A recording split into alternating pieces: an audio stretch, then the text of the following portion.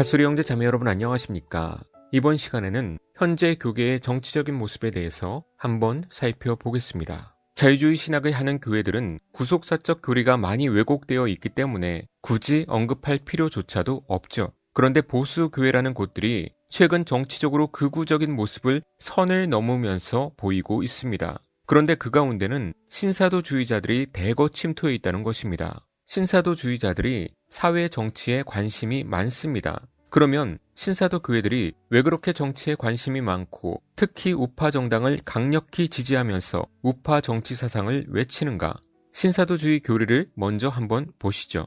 다른 것들은 그 전에 다 봤던 거니까 넘어가고요. 5번을 보시면 세상을 종교, 경제, 문화, 정치, 교육 등 7개의 권역으로 나누어 이 모든 분야를 신사도 운동의 교회가 지배하고 통치하여 지상에서 하나님 나라를 이루면 예수가 재림하신다. 그 중요한 수단과 방법은 부의 이동이다. 김미진 간사의 왕의 제정 그런 거죠. 이래서 신사도주의에 물들었던 사람은 정상적인 교회에 와도 부의 축복 이런 것에서 벗어나지를 못합니다. 그래서 망하는 거예요. 그러니까 5번의 교리처럼 문화, 정치 등에서 교회의 사상으로 통치를 하면 예수님이 재림하신다는 거예요.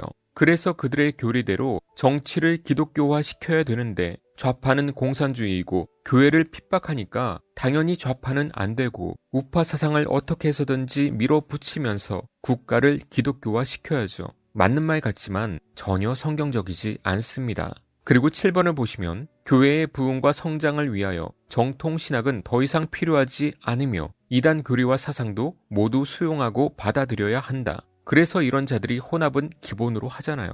1027 집회처럼 교리 같은 거 따지지 않고 정치 사상을 위해서 혼합을 하잖아요. 교리 따위는 중요하지 않으니까. 이제 좀 그런 모습들이 보이십니까?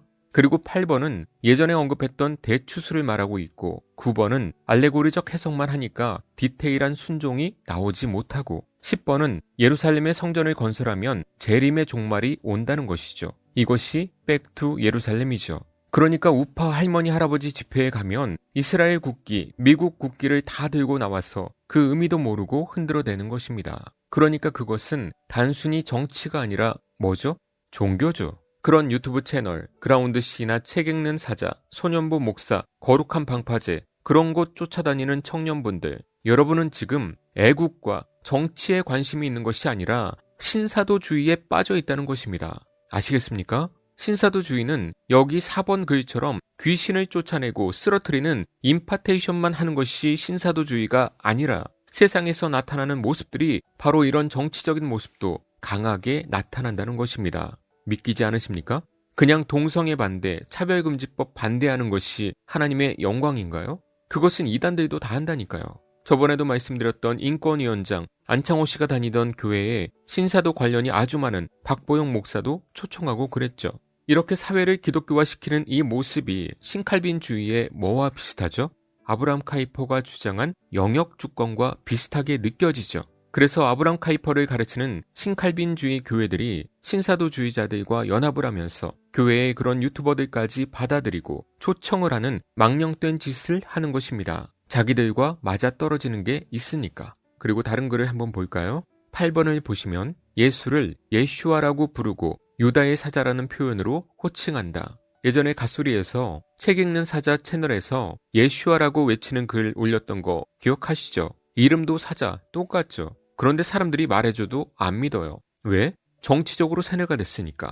지저스 웨이브, 에프티너 그런 것도 다 마찬가지입니다. 또 더크로스 처치도 연결되어 있고요. 그런 자들을 보수교회, 개혁교회들이 끌어들이고 소년보 목사도 이런 자들과 연합하고 정치를 외치니 청년들이 괜찮다고 생각하면서 따라가겠죠.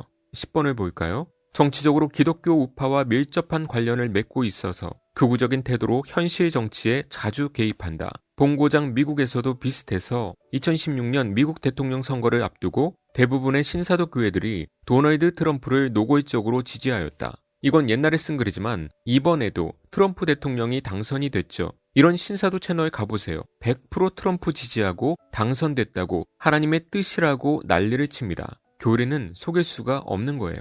또 11번을 보시면 한국 신사도 운동 한정으로 친일 성향을 띈다. 기독교 국가도 아닌 일본에 쓸데없을 만큼 지나치게 우호적이면서도 일제강점기는 하나님이 나태한 조선인에게 내린 천벌이고 일제강점기로 인해 오히려 나라가 발전했다는 등 식민지 근대화론적인 입장도 겸한다. 이렇게 극우적인 사상이 우리나라에 퍼진 이유 중에 하나가 바로 신사도주의자들에게 미혹된 결과입니다. 그래서 다 뿌리를 뽑아야 됩니다. 12번을 보시면 위의 항목들에 해당되면서도 자기들을 신사도운동이라 일컫지 않는다. 사실 신사도운동이라는 말 자체가 이런 항목에 해당하는 단체들을 규정짓기 위해 만든 단어이다. 때문에 신사도운동 관련 전도자에게 신사도운동에 대해 묻는다면 10중 8구 자기는 신사도운동이 아니라는 것처럼 신사도운동을 부정적으로 언급할 것이다. 재밌죠? 실제로 다들 자기들은 신사도주의가 아니라 성령운동을 한다고 말을 바꿉니다. 아닙니다. 신사도주의 이단입니다. 이런 자들을 개혁주의 목사들이 얼마나 퍼뜨리면서 추천을 하고 알렸습니까? 기억하십니까? 아니면 괜찮다고 넘어가십니까? 또 교인들은 얼마나 혼합을 하면서 지금도 난리를 칩니까?